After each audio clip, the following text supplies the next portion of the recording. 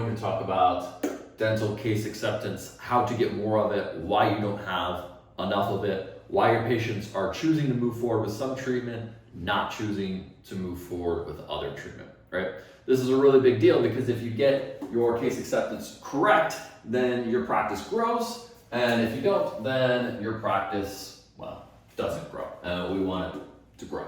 So how do we do that? Well, one of the fundamental issues with your treatment presentation and your case acceptance is how you understand your patient, right? So imagine you've got your patient right here. They're happy right now because you haven't told them the price, right? So let's say your patient right here needs double arches, right? So we tell them that the price is $40,000.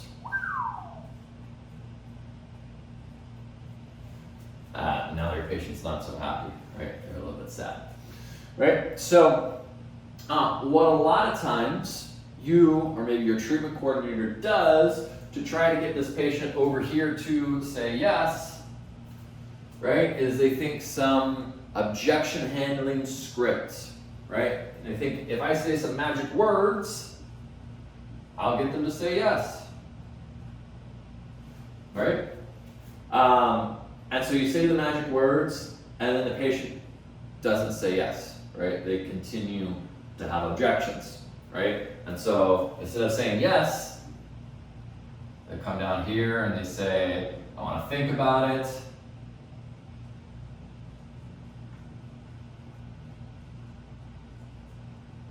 They say, I need to talk to my wife.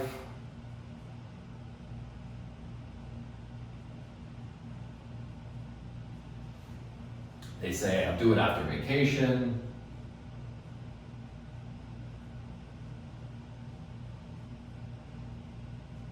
And the list goes on and on and on and on and on, right?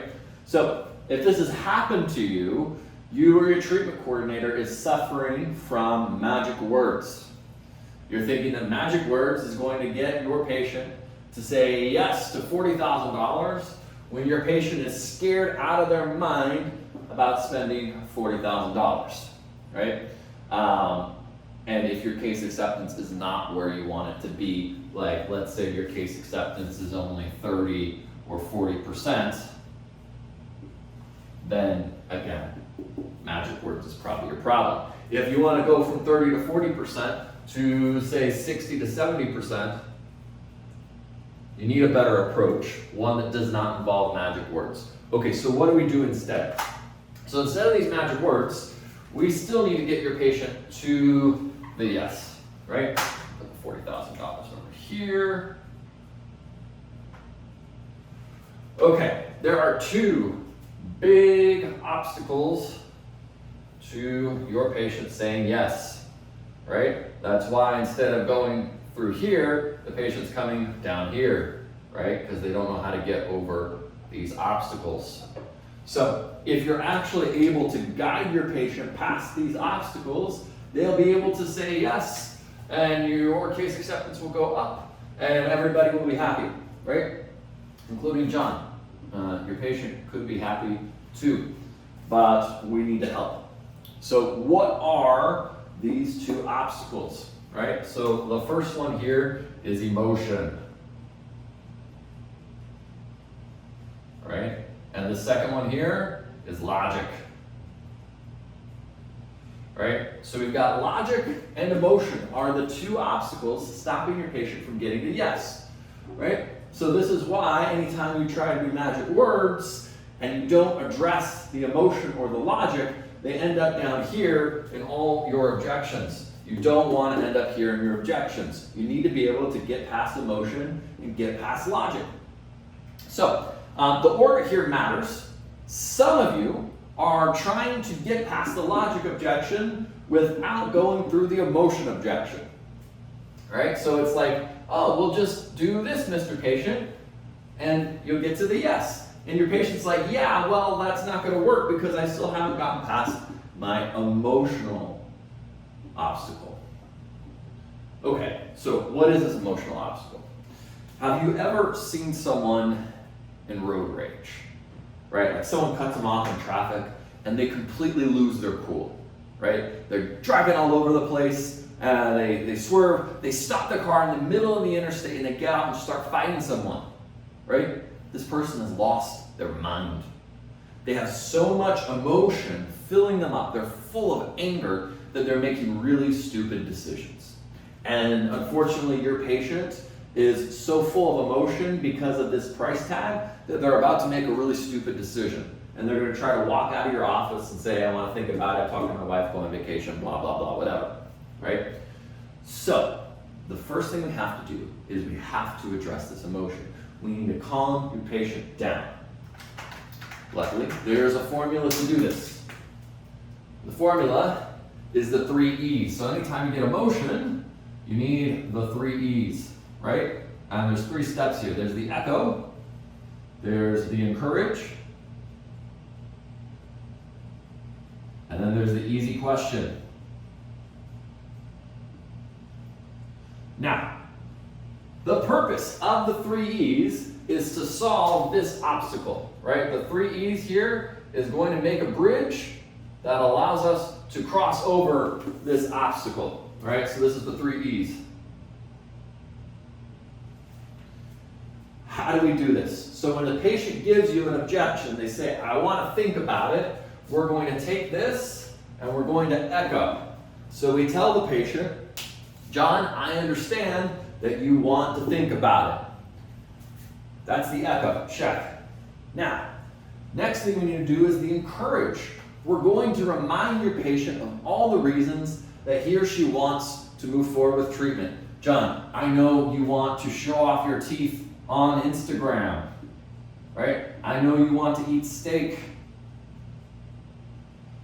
I know you want your grandkids to stop mocking you. I know you want to get that promotion at work. Right? It can be all of these, some of these, none of these. The thing that matters is it's your patient's reason. That's why we're doing the encourage. Right? So you need to have rapport with your patient so that you know what your patient cares about so you can do the 3 E's. Lastly is the easy question, right? Now the easy question is designed to do one thing. It's to get the patient to say yes, right? Notice the 3 E's only gets us here. So there's a little yes, right?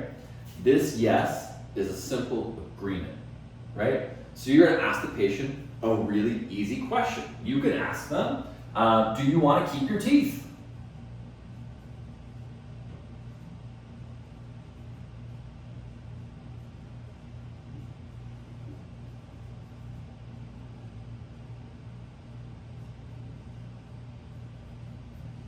Right?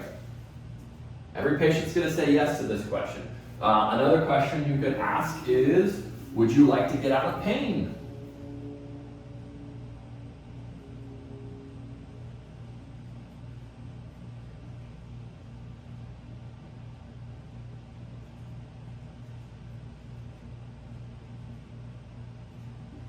Right?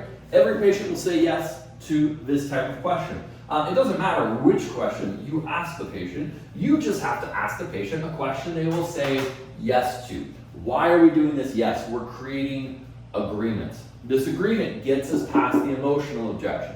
The 3 E's is not designed to get the patient to say yes to treatment. It's designed to get them past the emotion. It's to help them calm down. So we're telling them, John, look, I understand. I hear what you're saying. You want to think about it so that he feels heard, he feels understood, he feels like you're not trying to rip him off, right? Okay, this person is listening to me. Then we're encouraging, we're reminding him of the good stuff so he stops thinking about the bad stuff, right? We can put this $40,000 in a little box and we can shut the lid on it for just a second because John's not going to die, right? So forget about this for just a moment. Think about this. Then we ask the easy question, we create agreement. If you do this correctly, the emotion goes way down, right? The 3 E's are designed to calm your patient down, so emotion is no longer an obstacle to getting to a yes, because that is what's hurting your case acceptance, right? So you do the 3 E's. Now, we still have another obstacle. That is the logic. Now, there are two things that can get in the way of the logic, right? Actually, in sales, there are three, and I'll put them here for you, right? There's need it, want it, and afford it.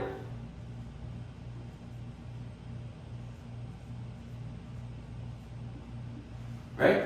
So, in dentistry, you've already determined clinically that your patient needs it. Right? So we don't have to worry about this one. There's just want it and afford it. Alright? So, let's start with want it. The biggest obstacle to your patient wanting the treatment is not understanding the treatment. Now you might say, Joshua, I just asked the patient, hey, do you have any questions? Do you understand the treatment? And they're like, yeah. Well, let me ask you, how many times does your patient go from the doctor to the treatment coordinator and then start hitting your treatment coordinator with a bunch of questions that the doctor already answered? I would attest that they don't understand their treatment. If they don't understand their treatment, how can they want it? Right? If you're at the car dealership and you didn't know which car you were buying, how could you want to buy that car? You can't. So the first thing we need to do to overcome the logic is we need the patient to explain their treatment to us.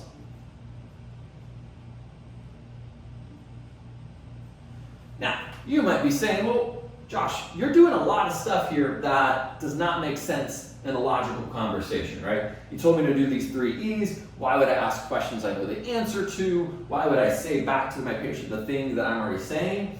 Is because all this is not for us. It's to help your patient get through these obstacles so they can say yes to treatment, right? So we're going to ask the patient, explain to me what you understand about treatment. Now, some of your patients will understand treatment. Great. A lot of your patients will have very bad or no explanation about what treatment they're getting. Well, if they can't explain the treatment to you, how are they going to go home and think about it? How are they going to explain that to their wife if they can't even explain treatment to you after they just heard it, right? So you really, really need to ask your patients, explain the treatment back to me to understand what they know. If they can't do this, you just need to re-educate them, right? Their think about it objections, their spouse objections, their I need to go on vacation objections, they'll all disappear once the patient's really, really clear about the treatment, right?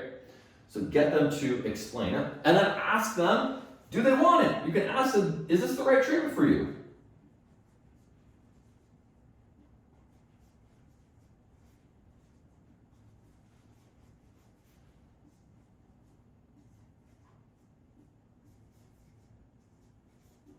Right? Ask them, is this the right treatment for you? And if they say yes, ask them why. Why are we doing that? Because we want them to explain, again, the reasons why. Notice this mirrors the 3 E's. If you say, why is this the right treatment for you, Mr. Patient? And they go, oh, well, I'll have a smile that I feel confident posting photos online, and I'll be able to eat a delicious steak, and I won't have to worry about where we're going to dinner with my friends, and my nieces and nephews and grandkids, and the people at work won't mock me for not having teeth, right? Okay, all these are the same thing. Your patient is admitting they want it. Okay, check, right? So we've checked the 2 boxes. Need it, want it, afford it. Right? And a lot of you are saying, aha, how are we going to deal with this? How are we going to deal with the patient affording treatment? This is what's stopping me. If it wasn't for this dang money problem, all the patients would be getting treatment. And I would say, yes, if it was free, we wouldn't have an issue. Well, now we're going to reopen this money box, right? But the difference is your patient has now lower emotion and they know that they want the treatment. So this is way less scary, right? Remember how before they got stuck in emotion, which was stopping them from getting to the yes. So we're about to obliterate this affordability. We're going to do it the same way we handled the patient wanting it. So how are we going to do that, you might be asking? We're just going to ask them if they like the money. What? Yes. Ask them, are you happy with the price?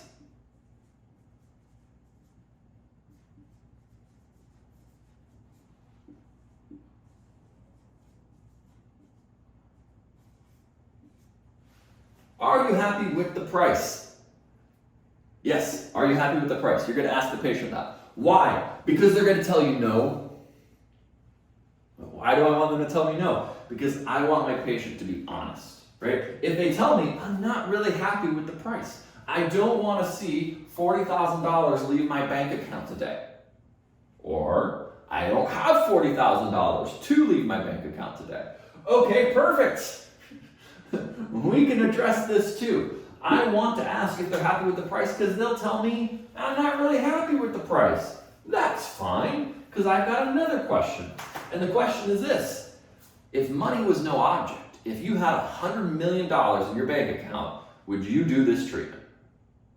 Now, you can't ask this question off rip. If your patient's stuck in emotion, right, if they haven't confirmed they want it, asking this question will get you nowhere. But now it will, because we've got the patient right up, like they can almost see the finish line. It's right there. We're super close. So we ask them, okay, if you had $100 million,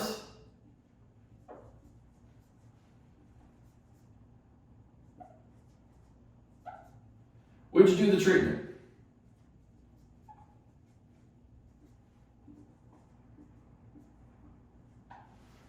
And that's the magic question. If they say yes,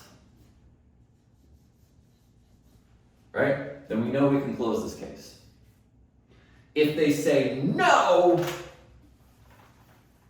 that's also good. Because if they say no, it means they have a want it problem, which usually is a I don't understand treatment problem, which means get them to re-explain the treatment, or just ask them, what is it about this treatment that you don't want to do?